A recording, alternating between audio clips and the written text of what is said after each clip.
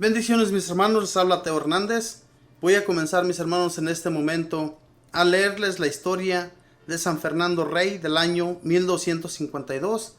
Pongamos atención mis hermanos, abramos el corazón al entendimiento, que siempre nos dispongamos a estar atentos a los mensajes que leemos nosotros a través de estas historias, a través de las Sagradas Escrituras, a través del Santo Rosario y a través de tantos libros que nosotros leemos y que son católicos. Pidámosle pues a nuestro Señor para que nos dé el entendimiento. Voy a comenzar en este momento y la historia de San Fernando dice así. Fernando significa valeroso para obtener paz. Era hijo del rey Alfonso IX y primo hermano del rey San Luis de Francia. Fue un verdadero modelo de gobernante, de creyente, de padre, esposo y amigo. Emprendió la construcción de la bellísima Catedral de Burgos y de varias catedrales más, y fue el fundador de la famosa Universidad de Salamanca. San Fernando protegió mucho a la comunidad religiosa y se esforzó porque los soldados de su ejército fueran instruidos lo mejor posible en la religión católica. Instauró el castellano como idioma oficial de la nación y se esmeró porque en su corte se le diera gran importancia a la música y al buen hablar literario. Su hijo el rey Alfonso, el Sabio, será un gran literato y declara que su saber se lo debe en gran parte al interés que su padre tenía porque su instrucción fuera lo mejor posible. El rey Fernando se rodeó de 12 varones sabios para que lo aconsejaran en todo, y uno de ellos fue arzobispo de Toledo, al cual nombró gobernador de Castilla. Era un hombre de palabra y cumplía lo prometido, aunque le costaran muchos sacrificios. Sus mismos adversarios sabían que él cumplía siempre los pactos que hacía. Las guerras que hizo tuvieron por fin librar a España de la esclavitud en la que tenían los moros y lograr propagar la religión católica por todo el territorio de la patria. Era una época en la que había mucha relajación de costumbres. El rey Fernando llevó una vida de santidad y buen comportamiento que sus hijos, sus empleados y hasta sus mismos enemigos reconocían que su vida era un continuo buen ejemplo para todos. Por eso cuando se supo la noticia de su muerte, se veía la multitud llorando por las calles y hasta los mismos guerreros se les sentía sollozar de pesar.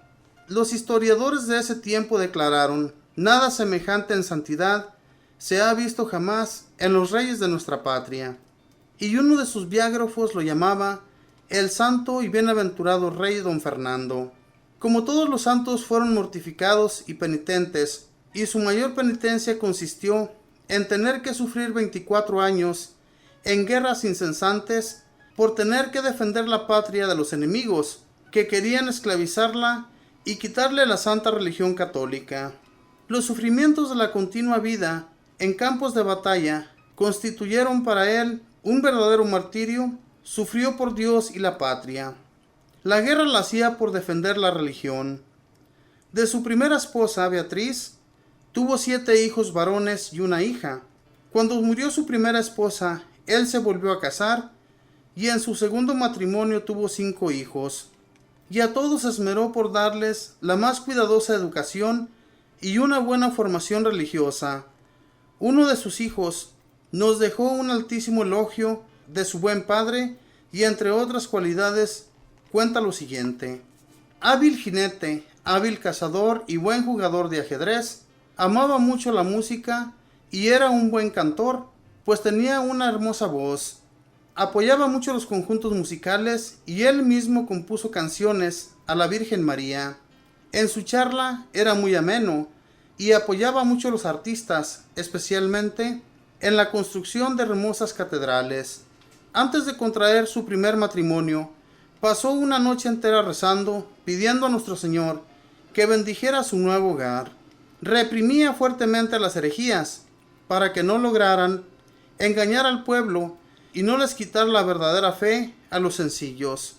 En sus cartas se declaraba: caballero de Jesucristo, siervo de la Virgen María y alférez del apóstol Santiago. Sus guerreros decían que en algunas batallas que dirigía San Fernando, les parecía sentir por los aires al apóstol Santiago protegiéndolos. El Papa Gregorio IX lo llamó atleta de Cristo y el pontífice Inocencio IV le dio el título de campeón invicto de Jesucristo.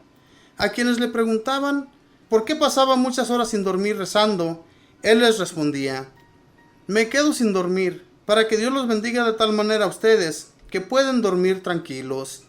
Propagaba por todas partes la devoción a la Santísima Virgen y en las batallas llevaba siempre junto a él una imagen de Nuestra Señora y le hacía construir capillas en acción de gracias después de sus inmensas victorias.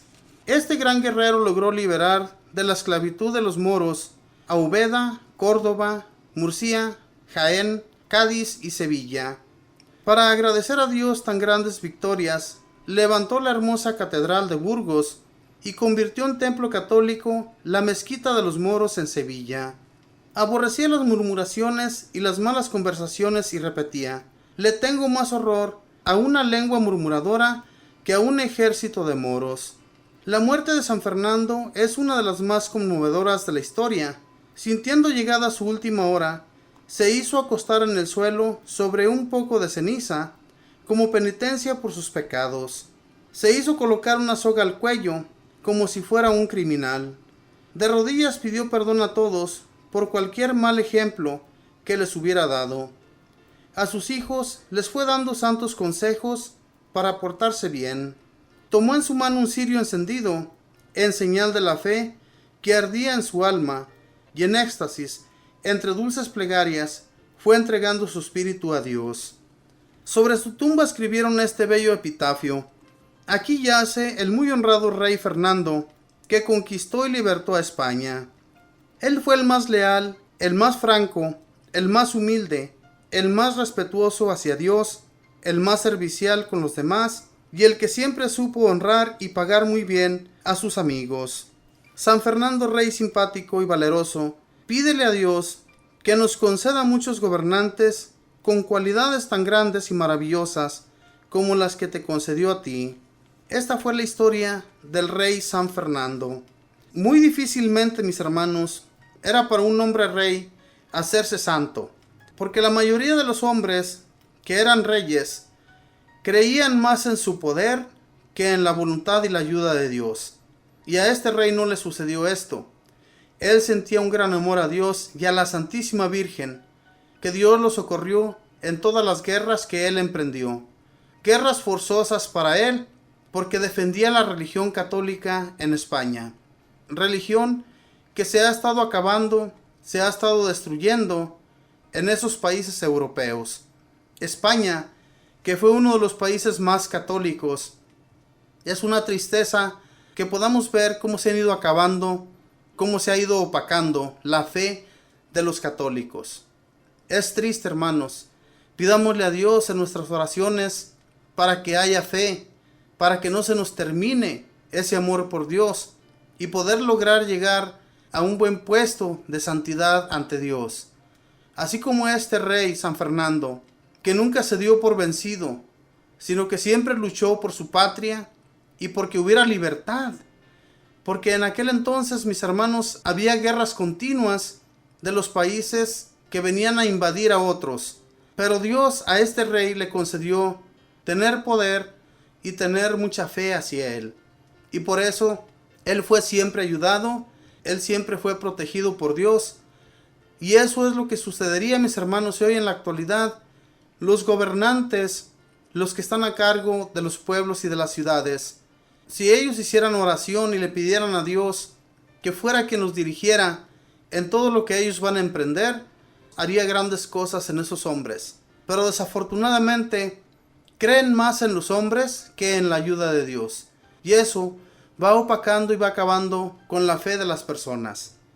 Veamos cómo en aquel entonces los mismos reyes, los mismos gobernantes, se encargaban de que sus soldados también fueran fervientes católicos.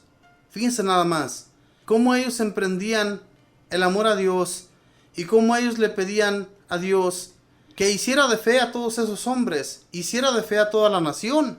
Había mucha relajación, como podemos escuchar aquí en la historia de San Fernando. Tanta relajación ha habido últimamente, mis hermanos, que el olvido hacia la fe es algo muy terrible. Es algo que no podemos nosotros a veces creer por lo que ha estado sucediendo en los diferentes países. Es causa también de que este mundo esté terriblemente y en su totalidad, mis hermanos, destruido. Podemos ver cuántos países están sufriendo hambres, cuántos países están sufriendo las guerras continuas, mis hermanos. Y es por eso, porque los gobiernos, las personas que están a cargo, no se acercan a Dios. Es importantísimo que nosotros, hermanos, en nuestras oraciones pongamos todos los gobiernos. Especialmente, mis hermanos, conocemos cuánta corrupción hay en este mundo. Se corrompen. Y Dios, mis hermanos, no quiere eso. Dios quiere que haya libertad, que haya felicidad en todos los pueblos. Pero eso no va a suceder hasta el día que no doblemos rodillas y le pidamos a Dios para que haya mucha conversión de los hermanos, de todos aquellos que necesitan de conocerle. Pero si no hacemos nada, si siempre estamos dormidos en la fe, tenemos que estar despiertos. Haga de cuenta que si no hay conexión con Dios, si no nos conectamos con Él, pues Dios no va a escuchar las oraciones.